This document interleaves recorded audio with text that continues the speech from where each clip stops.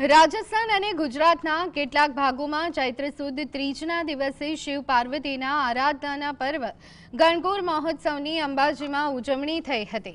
16 થી 18 દિવસીય ઉત્સવમાં મહિલાઓ અખંડ સૌભાગ્ય અને કુંવારી કન્યાઓ સારા પતિ માટે માટીના ગણ એટલે કે શિવ અને ગૌર એટલે કે પાર્વતી માતાની પૂજા કરે છે।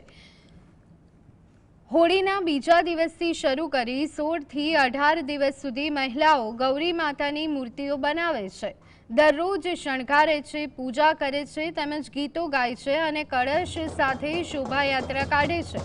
અંબાજીના રાધાકૃષ્ણ મંદિરથી અગ્રવાલ ધર્મશાળા સુધી શોભાયાત્રા નીકળી હતી।